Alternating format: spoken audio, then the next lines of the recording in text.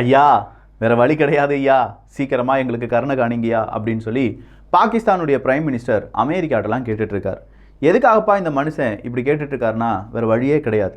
இன்னும் ஒரு வாரத்துக்கு தேவையான அமௌண்ட் மட்டும்தான் அவங்களுடைய அந்நிய செலவாணியா டாலர் கையிருப்பாக இருக்குது. ஸோ அமெரிக்காவினுடைய வங்கிகள், அமெரிக்கா மனசு வச்சா கொஞ்சம் கடன் கொடுக்கக்கூடிய IMF, வேர்ல்டு பேங்க் போன்ற வங்கிகள்கிட்ட இருந்து பாகிஸ்தான் கொஞ்சம் பணத்தை எதிர்பார்க்குறாங்க. அந்த பணத்தை சீக்கிரமாக தந்தாதாயா எங்களால் ஏதாவது செய்ய முடியும், அதுக்கு நீங்கள் தாயா உதவணும் அப்படிங்கிற கோரிக்கையை வச்சுருக்காங்க. இதுக்கு IMF, அமெரிக்கா போன்ற அமைப்புகளும் நாடுகளும் என்ன செய்ய போகிறாங்க அப்படிங்கிறத பொறுத்திருந்து பார்க்கலாம். இதே மாதிரி இன்னும் பல செய்திகள் இருக்குது. நான் உங்கள் விக்கி, இது உங்கள் தமிழ் விதை. ஷார்ட்டாக கொஞ்சம் செய்திகள். முதல் செய்தி என்ன அப்படின்னு கேட்டிங்கன்னா, நம்ம எல்லாருமே ஒரு ஆண்ட்ராய்டு யூசர்ஸாக இருக்கோம். இப்போது நம்ம மொபைல் அப்படிங்கிறது 97% இந்தியர்கள் பயன்படுத்தக்கூடிய மொபைலில் என்ன ஆப்ரேட்டிங் சிஸ்டம் இருக்குது அப்படின்னு பார்த்தீங்கன்னா ஆண்ட்ராய்டு தான். அந்த ஆண்ட்ராய்டு யாருடையது அப்படின்னு சொல்லி பார்க்கும்போது கூகுள் நிறுவனம். ஸோ கூகுள் நிறுவனம் என்ன செஞ்சுருக்காங்க அப்படின்னா, அவங்களுடைய அட்வர்டைஸ்மெண்ட்டாக இருக்கட்டும், இல்லை அவங்களுடைய ப்ரௌசர் ஃபெசிலிட்டியாக இருக்கட்டும், ஒரு மோனோபோலியை உள்ளே கொண்டு வந்திருக்காங்க. இப்போ நார்மலாக நம்ம ஆண்ட்ராய்ட் ஃபோன்லாம் வாங்கிட்டு வந்தோம்னா அதில் கூகுள் மட்டும்தான் பை டிஃபால்ட் சர்ச் இன்ஜினாக இருந்திருக்கு. இதை பார்த்துட்டே இருந்த நம்முடைய அரசாங்கத்தினுடைய சில பல குழுக்கள் என்ன செஞ்சுருக்காங்க, நீ மோனோபோலியாக செயல்படுறடா, உன் மேலே நாங்கள் ஒரு ஆன்டி ட்ரஸ்ட் அப்படிங்கிற அந்த பிரச்சனையை எழுப்புகிறோம் அப்படின்னு சொல்லி இந்த competition commission of India, CCI அப்படிங்கிற அமைப்பு பெரிய அளவு ஒரு வழக்கை தொடர்ந்து அந்த வழக்கில் கூகுள் அதாவது தோற்றுட்டாங்க, ஆண்ட்ராய்டு டீம் தோத்துட்டாங்க. ஸோ பெரிய ஒரு தொகையை நம்ம அரசாங்கத்துக்கு அவங்க கொடுக்குறாங்க. இதனால் இனி ஆண்ட்ராய்டில் பலவிதமான மாற்றங்களை இந்தியாவுக்குள்ளே நாங்கள் கொண்டு வர போகிறோம் அப்படிங்கிற அறிவிப்பை கொடுத்துருக்காங்க. உதாரணத்துக்கு சொல்லிடுறேன், இனிமேல் வரக்கூடிய மொபைல் ஃபோன்ஸில் பை டிஃபால்ட்டாக சர்ச் இன்ஜின் அப்படிங்கிறத நம்ம சேஞ்ச் பண்ணிக்கலாம். எப்போ வேண்டுமானாலும் எனக்கு வேணும்னா ஃபயர்ஃபாக்ஸ் யூஸ் பண்ணிக்கலாம், ஒப்பேரா யூஸ் பண்ணிக்கலாம், அப்படி இல்லைனா கூகுள் குரோம் யூஸ் பண்ணிக்கலாம். இப்படிங்கிற அந்த ஃபெசிலிட்டி எல்லாமே ஆல்ரெடி இருக்குது. பட் மோனோபோலியாக இல்லாமல் இனிமேல் அது நமக்கு தகுந்தது மாதிரி நம்ம சேஞ்ச் பண்ணுற மாதிரி எல்லாமே இருக்கும் அப்படிங்கிற அறிவிப்பை கூகுள் நிறுவனம் வெளியிட்டிருக்கிறார்கள். அடுத்ததாக டிக்டாக் தான். நெதர்லாந்தில் இருக்கக்கூடிய அரசு அதிகாரிகள், அரசாங்கத்தில் சார்ந்த பலவிதமான அமைப்புகளுக்கு ஒரு கோரிக்கையை அங்கே இருக்கக்கூடிய அரசாங்கம் கொடுத்திருக்கிறார்கள். அது என்னன்னா, நீங்கள் டிக்டாக்லாம் யூஸ் பண்ணுறீங்கன்னா தயவு செஞ்சு அரசாங்கத்துக்குலாம் யூஸ் பண்ணாதீங்க, அரசாங்கம் அக்கௌண்ட்லாம் யூஸ் பண்ணாதீங்க, இல்லை அரசாங்கம் வேலையெல்லாம் ஈடுபடும் போது யூஸ் பண்ணாதீங்கப்பா, அது ரொம்ப பெரிய அளவில் டேட்டா தெஃப்ட் செஞ்சுட்டு இருக்காங்க அப்படிங்கிற ஒரு எச்சரிக்கை கொடுக்கப்பட்டிருக்கிறது. அடுத்ததா டேங்குகள். இந்த பீரங்கிகள் அப்படின்னு சொல்லும்போது ரஷ்யா உக்ரைன் பிரச்சனையில் உக்ரைனுக்கு தேவையான பீரங்கிகளை நாங்கள் தரோம் நீங்கள் தரோம் அப்படின்னு சொல்லி பல நாடுகள் இப்போது கொடுக்க ஆரம்பிச்சிருக்காங்க. இது யுத்தத்தினுடைய அடுத்த கட்டத்துக்கும், அதே நேரத்தில் Russia versus NATO, Russia versus America அப்படிங்கிற மாதிரி இந்த யுத்தத்தை இன்னொரு திசைக்கு கொண்டு செல்வதற்கான வாய்ப்புகளும் இருக்கின்றன. இப்போ இவங்களுக்கு டேங்க் கிடைச்சிருச்சு, அடுத்ததா ஃபைட்டர் ஜெட் கேட்பாங்க. வேணும்னா பாருங்க, இன்னும் 2 வாரத்துக்கு பிறகு உக்ரைன்லேருந்து வரக்கூடிய செய்திகள் எல்லாமே எங்களுக்கு ஃபைட்டர் ஜெட் வேணும், எங்களுக்கு ஃபைட்டர் ஜெட் வேணும் அப்படிங்கிற ஒரு கோரிக்கையை வைத்தான வீடியோக்களாக இருக்க போகுது. மைக் பாம்பியோ அவர்கள் இந்தியாவும் பாகிஸ்தானும் அணு ஆயுதத்தை வீசுறதுக்கு தயாராக இருக்காங்கப்பா அப்படிங்கிற மாதிரியான சில செய்திகளை நேற்று அவருடைய புத்தக வெளியீட்டின் போது சொல்லியிருக்கார். அவர் புத்தகத்தில் எழுதியிருக்கார். அது மட்டும் கிடையாது, நம்முடைய முன்னாள் அமைச்சராக இருந்த சுஷ்மா ஸ்வராஜ் அவர்கள், மறைந்த சுஷ்மா ஸ்வராஜ் அவர்கள் வெறும் ஒரு ஃபுட்பால் மாதிரி அங்கங்கே போயிட்டு இருக்காங்க, அவங்களுக்கான எந்த விதமான ரோலும் கிடையாது அப்படின்னு சொல்ற அளவுக்கு மைக் பாம்பியோ அவர்கள் அவருடைய விமர்சனத்தை வச்சிருக்கார். இதுக்கு நம்முடைய வெளியுறவுத்துறை அமைச்சர் ஜெய்சங்கர் அவர்கள் கடுமையான எதிர்ப்பை தெரிவித்திருக்கிறார். அதை எப்படி நீங்க சொல்லலாம், இதற்கான எதிர்ப்பை நாங்கள் தெரிவிக்கிறோம் அப்படின்னு சொல்ற முதல் எதிர்ப்பு அப்படிங்கிறது பதிவு செய்யப்பட்டிருக்கிறது. ரஷ்யாவுக்கு எதிரான பொருளாதார தடையை அதிகரிக்க வேண்டும், G7 நாடுகள் ரஷ்யாவை தனிமைப்படுத்த வேண்டும், ரஷ்யாவுக்கு எந்தெந்த நாடுகள் உதவி செய்யறாங்களோ அத்தனை நாடுகளுடைய அசெட்ஸ் அப்படிங்கிறது எல்லாமே பறிமுதல் செய்யணும், அத்தனை நிறுவனங்களுடைய அசெட்ஸை பறிமுதல் செய்யணும். இது யார் இப்போது வைத்திருக்கும் கோரிக்கை அப்படின்னு கேட்டீங்கன்னா ஜப்பான். ஸோ ஜப்பான் ரஷ்யாவுக்கு எதிராகவும் சீனாவுக்கு எதிராகவும் அவங்களுடைய காய் நகரத்தில் 100% அவங்களால என்ன செய்ய முடியுமோ அதை செஞ்சுட்டு இருக்காங்க. IBM அவங்களுடைய லே ஆஃப் அறிவிச்சிருக்காங்க. கிட்டத்தட்ட 3900 எம்ப்ளாயிஸை நாங்கள் ஃபயர் பண்ணுறோம்ப்பா, வேறு வழி கிடையாது, நாங்கள் அவங்கள இனிமேல் வேலையில் வச்சிருக்க முடியாது அப்படின்னு சொல்லி அவங்கள வீட்டுக்கு அனுப்பியிருக்காங்க. IBM மட்டும் கிடையாதுங்க, மைக்ரோசாஃப்டாக இருக்கட்டும், மெட்டாவாக இருக்கட்டும், ட்விட்டராக இருக்கட்டும், சொமோட்டோவாக இருக்கட்டும், ஸ்விக்கியாக இருக்கட்டும், அமேசானாக இருக்கட்டும், இப்படி எல்லாருமே லே ஆஃப் அப்படிங்கிறத செஞ்சுட்டு தான் இருக்காங்க. ஸோ இருக்கிற வேலையை கொஞ்சம் கட்டியாக கட்டி பிடிச்சிக்கோங்க. கோவிட் ப்ரொடெஸ்ட் அப்படிங்கிறது சீனாவில் ரொம்ப பெரிய அளவில் இருந்துச்சு. கொரோனா வந்து நீ என்னப்பா எதுக்கு எடுத்தாலும் ஊரடங்கு சொல்ற, ஜீரோ கோவிட் பாலிசி அப்படின்னு சொல்லி எங்களை படாத பாடுபடுத்திட்டு அப்படின்னு சொல்லி நிறைய பேர் மக்களுடன் மக்களாக இருந்து போராட்டத்தில் ஈடுபட்டாங்க. இந்த போராட்டத்தில் ஈடுபட்டவர்களுடைய அந்த கணக்கெடுப்புலாம் எடுத்து அவங்கள நிறைய பேர் கைது பண்ணாங்க சீன அரசாங்கம்.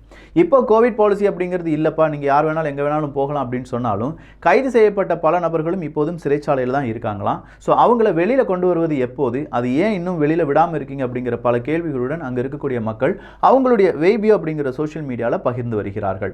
இதே சீனாவில் லூனார் நியூ இயர் அப்படிங்கிறதை பொறுத்து நிறைய பேர் எங்கே வேணாலும் போய்க்கலாம். அதே மாதிரி ஃபாரின்லேருந்து யாராவது வந்தீங்கன்னா உங்களுக்கு வந்து இனிமேல் குவாரண்டைன்லாம் கிடையாது, நீங்கள் தைரியமாக சீனாவுக்குள்ளே எங்கே வேணாலும் போகலான்னு சொல்லியிருக்காங்க. நாங்கள் தைரியமாக போவோம் சாமி, ஆனால் உயிர் இருக்குமா அப்படிங்கிற கேள்விக்கு அதுவும் சீனாவே சொல்லியிருக்காங்க. கிட்டத்தட்ட 80% டெத் ரேட் அப்படிங்கிறது கம்மியாக இருக்கு. ஸோ பயப்பட வேண்டாம் அப்படிங்கிறது தான் சீனாவினுடைய அறிவிப்பு. சீனாவினுடைய எக்ஸிம் வங்கி இலங்கைக்கான அந்த வட்டி செலுத்த வேண்டிய டைம் இருக்கு பார்த்தீங்களா, அதை கொஞ்சம் எக்ஸ்டெண்ட் பண்ணியிருக்காங்க. ஏன்னா இலங்கை ஆல்ரெடி ரொம்ப பெரிய அளவில் ட்ரபிளில் இருக்காங்க. இந்தியா இலங்கைக்கு முழு ஆதரவை தெரிவித்திருக்கிறது. இந்தியாவினுடைய வெளியுறவு அமைச்சர் ஜெய்சங்கர் அவர்கள் இலங்கைக்கே போய் நாங்கள் கண்டிப்பாக உங்களுக்கு சப்போர்ட் பண்ணுறோம்னு சொன்னது மட்டும் இல்லாமல் IMF நேரடியாக நாங்கள் இலங்கைக்கு சப்போர்ட் பண்ணுறோம், இலங்கைக்கு நீங்கள் தேவையான ஃபண்டு கொடுக்கலாம், அதுக்கு நாங்கள் கேரண்டி அப்படிங்கிற வாக்குறுதியும் கொடுத்திருந்தாங்க. இதே வாக்குறுதியை ஜப்பானும் சீனாவும் என்னைக்கு கொடுக்குறாங்களோ அன்னைக்கு தான் IMF லோன் இலங்கைக்கு வந்து சேரும் என்பதும் இங்கே குறிப்பிடத்தக்கது. ஸோ லோன் வருதோ இல்லையோ, இப்போ எக்ஸிம் வங்கி அந்த கடனை கொஞ்சம் எக்ஸ்டெண்ட் செய்திருப்பது இலங்கைக்கு இன்னும் கொஞ்சம் சந்தோஷமா இருக்க வாய்ப்புகள் இருக்கின்றன. சவுதி அரேபியா இன்னைக்கு நியோம் அப்படிங்கிற அந்த ப்ராஜெக்ட், நியோமை பற்றி தெரியாத நபர்கள் அரபுலகத்தின் அதிசயங்கள் அப்படின்னு சொல்லி தமிழ் பட்சத்தில் ஒரு பிளேலிஸ்டே இருக்கு, 3 காணொலிகள் பதிவு பண்ணியிருக்கோம். ஸோ நியோம் அப்படிங்கிற ப்ராஜெக்டை நிறைய பேர் எதிர்த்திருக்காங்க. அங்கே இருக்கக்கூடிய பழங்குடியினர்களும் நிறைய பேர் அந்த ஏரியாவில் இருக்கக்கூடியவங்களாம் எதிர்த்திருக்காங்க. அவங்கள நிறைய பேரை கைது பண்ணவங்க இப்போ சில நபர்களுக்கு மரண தண்டனை அப்படிங்கிறத சவுதி அரேபிய அரசாங்கம் கொடுத்திருக்கிறது. எங்களை போட்டு டார்ச்சர் பண்றாங்க அப்படின்னு சொன்ன சில நபர்களுக்கும் மரண தண்டனை கொடுக்கப்பட்டிருப்பதாக செய்திகள் கூறுகின்றன. நியூசிலாந்தினுடைய பிரைம் மினிஸ்டர் ஜெசிண்டா அவர்கள் பிரியா விடை பெற்றார் அப்படிங்கிறதும், ஏன்னா அவருடைய பதவியை ராஜினாமா பண்றேன்னு சொல்லிட்டாங்க. என்னால் சரி அரசாங்கத்தை வழி நடத்த முடியல, 0 கோவிட் பாலிசியிலிருந்து அடுத்த பாலிசிக்கு நாங்கள் ஜம்ப் பண்ணோம், பட் மக்களுடைய ஆதரவு அதுக்கு பெருசா இல்லை. அது மட்டும் இல்லாமல் உக்ரைனுக்கு தேவையான உதவிகளும் எங்களால் கொடுக்க முடியல, அதனால என்னுடைய பதவியை ராஜினாமா செய்கிறேன் அப்படின்னு சொல்லி ஜெசிண்டா அவர்கள் கூறியிருப்பது குறிப்பிடத்தக்கது. ஹோமோசெக்சுவாலிட்டி அப்படிங்கிறது ஒரு சின், அதாவது பாவம் தானே தவிர கிரைம் கிடையாது அப்படின்னு சொல்லி போப் பிரான்சிஸ் அவர்கள் கூறியிருக்கிறார்கள். சோ ஹோமோசெக்சுவாலிட்டியை யார் ஆதரிக்கிறாங்க? போப் பிரான்சிஸ் அவர்கள் ஆதரிக்கிறார். இந்தியாவை சார்ந்த ஒரு சுற்றுலா பயணி நேபாளத்துக்கு போயிருக்காரு. நேபாளத்தில் அறை ரொம்ப நேரமா மூடப்பட்டு இருக்கு, அதை திறந்து பார்த்திருக்காங்க, அவர் இறந்திருக்கிறார். சோ அதனுடைய காரணம் என்ன அப்படிங்கிறத விசாரணை செய்து கொண்டிருப்பதாக செய்திகள் கூறுகின்றன. இதே மாதிரி ரஷ்யாவிலிருந்து வந்த 3க்கும் அதிகமான நபர்கள் இந்தியாவில் இறந்து போனார்கள் அப்படின்னும் அவர்கள் தற்கொலை தான் செய்து கொண்டார்கள் அப்படிங்கிற விசாரணை முடித்து வைக்கப்பட்டதும் அவங்க தற்கொலை தான் செய்து கொண்டார்கள், அதுல வேற எந்த விதமான கிரைமும் கிடையாது அப்படின்னு சொல்லி இந்தியா சொன்னதும் இங்கே குறிப்பிடத்தக்கது. பாகிஸ்தானில் ஏற்பட்ட ஒரு கேஸ் லீக்ல 16க்கும் அதிகமான நபர்கள் உயிரிழந்திருக்கிறார்கள். இது ஏன் ஏற்பட்டது அப்படிங்கிற விசாரணையை பாகிஸ்தான் அரசாங்கம் செய்து வராங்க. ஆல்ரெடி பலுச்சிஸ்தான் மாகாணத்தில் பெரிய அளவு போராட்டம் நடந்துட்டு இருக்கு அப்படிங்கிறது இங்கே குறிப்பிடத்தக்கது.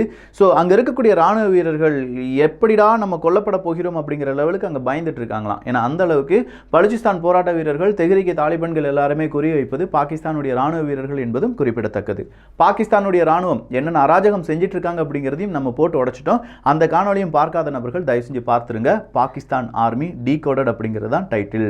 எகிப்து இந்தியாவினுடைய உறவில் மீண்டும் ஒரு மைல்கல் அப்படின்னு சொல்ற அளவுக்கு இந்தியாவினுடைய குடியரசு தின விழாவில் எகிப்தினுடைய மிக முக்கியமான தலைவர்கள் வந்திருப்பது இந்தியா எகிப்து உறவை மேலும் வலுப்படுத்துகிறது. அமெரிக்காவும் ஜெர்மனியும் மறுபடியும் அவங்களுடைய டேங்குகளை உக்ரைனுக்கு கொடுக்க போறோம் அப்படிங்கிற அறிவிப்பு உக்ரைனுக்கு மட்டும் கிடையாது, பல நாடுகளையும் அவங்களுடைய டேங்குகளை உக்ரைனுக்கு அனுப்புவதற்கான உந்து சக்தியாக அமையும் அப்படின்னு சொல்ற கருத்தை இன்னைக்கு ஜெலன்ஸ்கி அவர்கள் கூறியிருக்கிறார்கள். ரஷ்யா மற்றும் பாகிஸ்தான் பிராக்டிகல் என்கேஜ்மெண்ட் அப்படின்னு சொல்ற அளவுக்கு தாலிபான்கள் ஆப்கானிஸ்தான் இதை எப்படி நம்ம எதிர்கொள்ள போகிறோம் அப்படிங்கிறதுக்கான மிக முக்கியமான பேச்சுவார்த்தையில் ஈடுபட்டிருப்பதாக செய்திகள் கூறப்படுகிறது. ஆனால் இது கண்டிப்பா இந்தியாவுக்கு எதிரானதாக இருக்காது அப்படிங்கிற அறிவிப்பும் ரஷ்யாவின் பக்கம் இருந்து வந்திருக்கிறது. மெட்டா ரொம்ப நாளா நம்ம எதிர்பார்த்தது, டொனால்டு ட்ரம்ப் அவர்கள் ஃபேஸ்புக்கில் திரும்ப வருவாரா வரமாட்டாரா அப்படிங்கிறது தான். இப்போ மெட்டா டொனால்டு ட்ரம்ப் அவர்களுக்கு கிரீன் சிக்னல் கொடுத்திருக்காங்க. இனி ஃபேஸ்புக்லையும் வருவார், இன்ஸ்டாகிராம்லையும் டொனால்டு ட்ரம்ப் அவர்கள் வரப்போகிறார். ஜெர்மனியில் ஒரு ட்ரெயின்ல வச்சு கத்தி குத்து அப்படிங்கிறது நடந்திருக்கு, அதில் 2 நபர்கள் கொல்லப்பட்டிருக்கிறார்கள் அப்படிங்கிற செய்தியும், யூகேல பெரிய அளவு ரயில் ஸ்ட்ரைக் அப்படிங்கிறது நடந்துச்சு பாத்தீங்களா.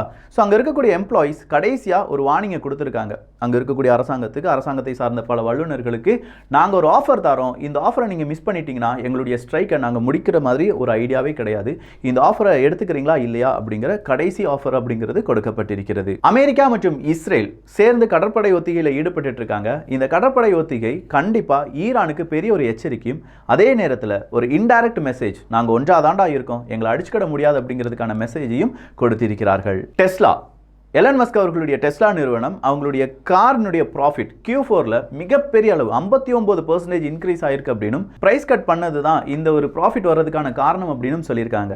இன்னும் வரக்கூடிய ஆண்டுகளில் டெஸ்லாவினுடைய வருமானம் இரட்டிப்பாகும் அப்படிங்கிற நம்பிக்கையும் எலன் மஸ்க் அவர்கள் கூறியிருக்கிறார். மியான்மர்ல ஒப்பியம் அப்படிங்கிறது ரொம்ப பெரிய அளவில் இந்த ராணுவ ஆட்சி வந்துச்சு பாத்தீங்களா, ராணுவ ஆட்சிக்கு பிறகு ஒப்பியம் அப்படிங்கிறது ரொம்ப பெரிய அளவில் பயிரிடப்பட்டு வருவதாகவும் போதைக்கு மிகப்பெரிய வழிகாட்டுதலா மியான்மர் இருக்கு அப்படிங்கிற ஒரு குற்றச்சாட்டும் எழுப்பப்பட்டிருக்கிறது. இன்னைக்கு ஒரே நாள் 24 ரஷ்யன் ட்ரோன்ஸ் அழித்திருப்பதாக உக்ரைன் அரசாங்கம் கூறியிருக்கிறார்கள்.